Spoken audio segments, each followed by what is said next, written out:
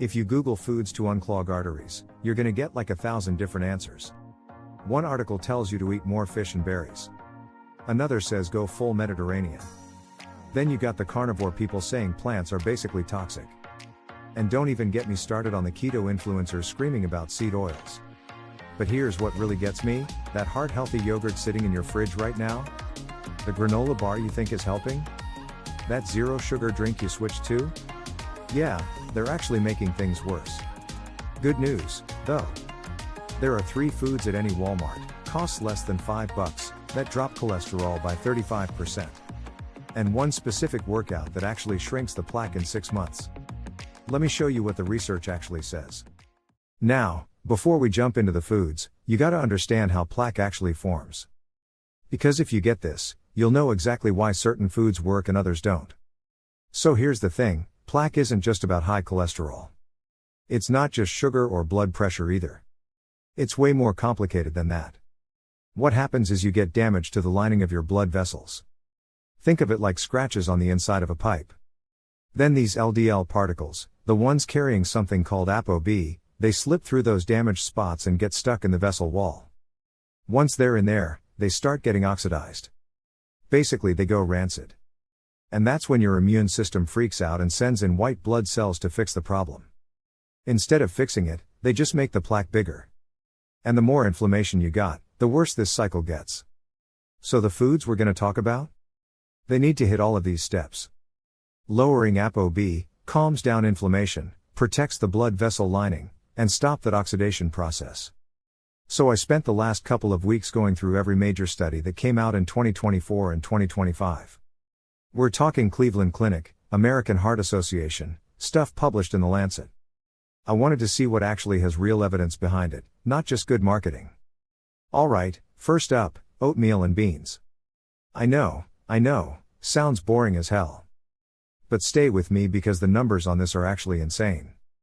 There's this meta-analysis that came out in February 2024 in a journal called Food and Function. They looked at 17 different trials with over 1,700 people. What they found is that oat beta-glucan drops your LDL by a pretty significant amount. And the dose that works? 3 grams of beta-glucan a day. That's about a cup and a half of regular old-fashioned oats or steel-cut oats. Nothing fancy. Now beans, here's where you gotta be careful. A study from November 2024 in the Journal of Nutrition showed that 1 cup of beans daily dropped LDL by 8%. But if you're buying canned, you need the no salt added versions. Most regular canned beans are loaded with sodium, which is terrible if you're dealing with blood pressure or kidney issues. Better yet, buy dried beans in bulk, cook a big batch, and freeze portions. Way cheaper and you control the salt. So how does this work? The soluble fiber forms this gel in your gut that traps bile acids. Your liver pulls cholesterol from your blood to make new bile acids. Less LDL in your arteries over time. Store brand oats run about 15 cents per serving. Dried beans? Even cheaper. This is the most affordable thing that actually works. Food number 2, omega-3. And we finally got clarity on this in 2024 because the advice has been all over the place. A big meta-analysis in the European Journal of Preventive Cardiology looked at 18 trials, over 134,000 people. Turns out EPA by itself works better than those mixed supplements. We're talking 10% reduction in needing heart procedures, 11% drop in heart attacks. Now here's the thing, fresh or frozen salmon works best. You're looking at about 2 servings a week, roughly 3 to 4 ounces each. A single serving gives you around 1.4 to 2 grams of omega-3s. That's what the studies show actually moves the needle. If you want canned fish, make sure it says no salt added on the label. Regular canned stuff is packed with sodium, which totally defeats the purpose if you're watching your blood pressure or have any kidney concerns. A randomized trial showed that eating fish twice a week bumped people from intermediate to lower risk for heart disease death. Fresh salmon on sale runs about $4 to $6 a pound. Frozen works just as good and you can stock up when it's cheap. The omega-3s create these compounds that actively calm down inflammation instead of just blocking it. Food number 3, leafy greens. Like spinach and arugula. But hold up, there's an important warning here first. If you're on blood thinners like warfarin or Coumadin, you need to talk to your doctor before changing how much greens you eat. Leafy greens are high in vitamin K, which affects how those medications work. You can still eat them, but you gotta keep the amount consistent so your doctor can adjust your dose right. Now if you're cleared to eat them, here's what the research shows. Danish study tracked 53,000 people for 23 years.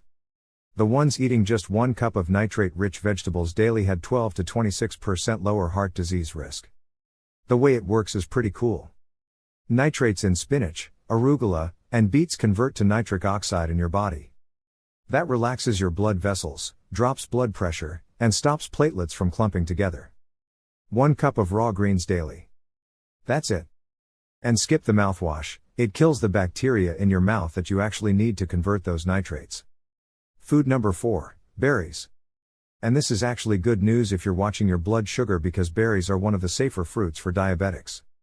King's College London tracked 3,100 adults for 11 years. Published in December 2025. Higher berry intake predicted lower heart disease risk and better cholesterol. The effect was dose dependent: more berries, better protection. The compounds in blueberries, strawberries, blackberries, these anthocyanins, boost nitric oxide production and calm down inflammation at the same time. A 2024 meta-analysis showed that daily blueberry consumption improved artery function in women after menopause. Here's the move, though: buy frozen. Works the same as fresh, fraction of the cost. A bag runs $3 to $4 and lasts you weeks. Just thaw what you need. If you're diabetic, stick to half a cup to a cup daily and check how it affects your blood sugar. Berries have fiber, which slows the sugar absorption, but everyone's different. And avoid berry juices completely: all the sugar, none of the protective fiber. Alright, now let's talk about what to avoid. And this first one caught me off guard. Artificial sweeteners. Especially if you're doing keto or low carb, listen up. Cleveland Clinic published research in 2024 on erythritol, that's the sweetener in most zero sugar and keto-friendly products. Turns out it increases your blood's ability to clot. We're talking effects that last for days after you consume it. Bigger problem: a meta-analysis of over 1 million people found drinking 1 or more artificially sweetened drinks daily increased heart death risk by 29%. That's not a typo. 29%. Xylitol does the same thing. Your blood levels spike 1,000-fold within 30 minutes of eating it. Stick to water, unsweetened tea, black coffee. I know it's not what you want to hear, but the data's pretty clear on this one. Next, ultra-processed foods. And the 2024 data on this is honestly scary. BMJ did this massive umbrella review, looked at almost 10 million people across 45 different studies. Ultra-processed food consumption linked to 50% higher chance of dying from heart disease. 50%. We're talking frozen meals, packaged snacks, breakfast cereals, processed meats, those healthy protein bars. Anything with ingredients you can't pronounce.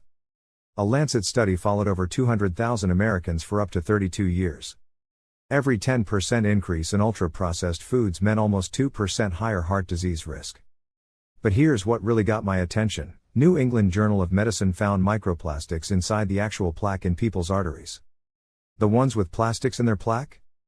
4.5 times higher risk of heart attack and stroke. Where do these plastics come from? Ultra-processed foods and their packaging. Then, coconut oil. I gotta address this one because the marketing on it has been insane. Despite what influencers tell you, coconut oil is 82 to 90% saturated fat. That's higher than butter at 64%. 1 tablespoon gives you 12 grams of saturated fat. That's the entire daily limit the American Heart Association recommends. A big circulation meta-analysis found coconut oil raised LDL cholesterol by over 10 points compared to other vegetable oils. That translates to about 6% increased risk of heart problems. The medium-chain triglyceride claim? Mostly BS. Only 13% of coconut oil is actually MCTs. The rest behaves like regular saturated fat in your body. Quick myth bust: seed oils. Soybean, canola, corn oil. Social media says they're toxic and cause inflammation. The actual science? A June 2025 study with 1,900 people found that higher omega-6 intake was linked to lower inflammation, not higher. Every randomized controlled trial shows seed oils don't increase inflammation. Some actually reduce it. Don't fall for the fear-mongering on this one. Alright, exercise. And we finally have a protocol that's actually proven to shrink plaque. The European Journal of Preventive Cardiology put 60 people with coronary artery disease on supervised high-intensity interval training twice a week for 6 months. They used imaging to measure the plaque before and after. Results? The plaque actually shrank. Not just stopped growing, it got smaller. The protocol is 10 1-minute intervals at 85 to 95% of your max heart rate, with 1 minute rest between each. Twice a week. That's it. Now, if you've got existing heart disease or you're over 60, do not just jump into this. You need to talk to your doctor first and ideally get supervised initially. For walking, and this matters, duration beats step count. A 2025 study found walking in 10 to 15-minute continuous bouts was way more protective than short little spurts throughout the day. Target 9,000 to 10,000 steps daily, but in actual walks, not just moving around the house. Even 3,600 steps in continuous bouts cut heart failure risk by 26% in older women. Quick bonus, sleep.